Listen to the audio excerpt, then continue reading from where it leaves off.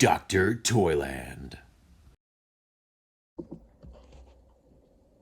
All right, so let's check out the new retro Indiana Jones 3 3/4 inch figure by, no, not Kenner, from Hasbro. I'm sure you've seen these, and if you follow them, you're probably not that surprised. So here he is right here, and here is an original vintage Indy from Kenner. So I mean, again, they look the same. It's like they try to use the same mold for the most part. I do see a few things right out the gate that look a little off, but we'll open this guy up and we'll see how it pairs up. I do like the retro card. It's very cool. I mean, if you like that whole thing, I happen to keep my card backs after I open them up, so if you're into that thing, this one is pretty cool. It's got that really cool retro look to it. It's a little flimsy, but you know what? I'll deal with it. All right. And the magic of television. And just like that, he's open. Okay, let's take him out of here. Trash. Here he is. Just pop him out. And he's got his whip.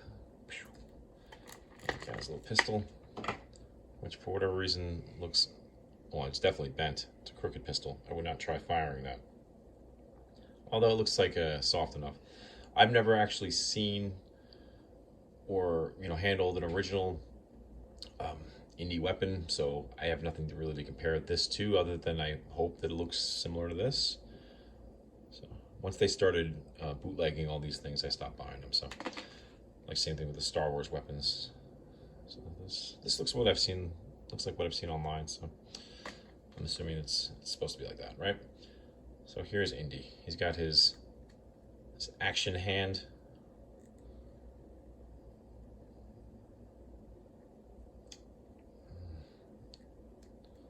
Okay. I mean, he seems to move pretty much just like this leg looks a little wonky. All right, here we go. So he moves pretty much just like the other one. That the one does. His joints seem a little loose from what I would be expecting from a brand new figure, but I don't know. Back here, I don't know if you can see that, but it says Hasbro 2023. In case you're out in the wild and you see one of these, it looks a little dirty, you think it's a vintage one. It says right on the back, Hasbro 2023. Vietnam and some other stuff on there. The original one, just like this. It just says LFL, was it 1982, made in HK, right? So, a couple of things I think you can pick up on here. The like the detailing in the original is just better. This almost looks like they used a figure to create a mold off of, rather than use the actual molds they had. So it looks a little like a copy of a copy, right? So this one is much sharper, the original one. And something they did do, and I appreciate this, and I'm sure everyone does too, it seems like, I'm not going to squeeze the original one's finger, because this one, as you know, often has broken thumbs. It's just the thing. So with this one, it does look like they made the plastic much more pliable, so you can, even though he does look like he's wearing these kind of goofy gloves, but you know what? I'll take it, as long as it's not going to make his thumb fall off. Although, man, you lose a lot of detail on those things. Face looks like the face is supposed to look for the most part. But see all the button work? It just looks like it's like just there rather than part of the figure. See, this one, you can see the buttons on the original figure. This one you can't. Same thing with the detail on the jacket. Detail, bleh, just there. Same thing with the pants right around here. Detail, this one's kind of just blah right there.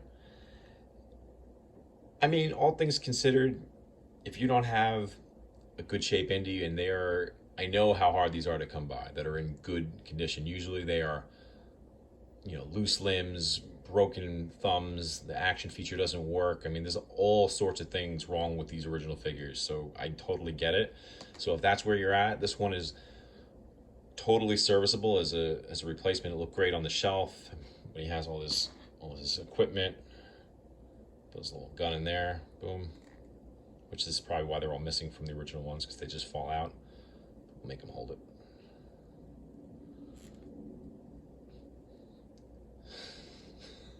It doesn't look great, but that's okay. There's a little whip. Yeah, very good stuff. Indiana Jones. See, I thought it was pretty cool too. They started announcing other figures in this line. I mean, obviously they're doing the entire original series here, and they started releasing some other figures as well.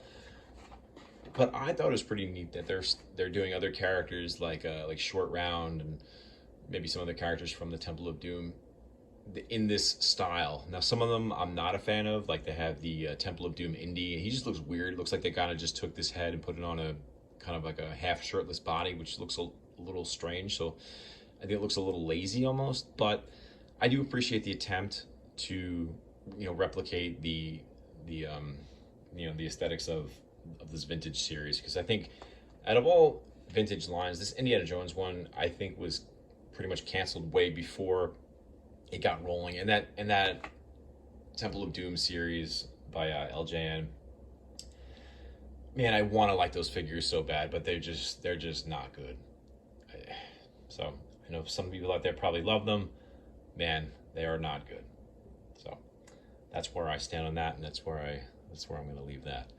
So if you're out and you see these, I would probably pick them up. They're made well. Again, the detailing is not as great as it was on the originals, but definitely serviceable. I'd feel much more comfortable having, this guy out on a shelf, or if kids want to play with them, just get them these. These are great. They're great toys. They look great. They're easy to play with, and you don't have to worry about them, breaking off his thumb and all that jazz, right?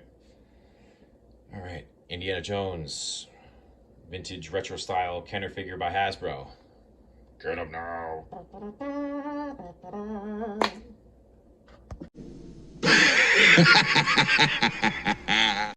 It belongs in a museum.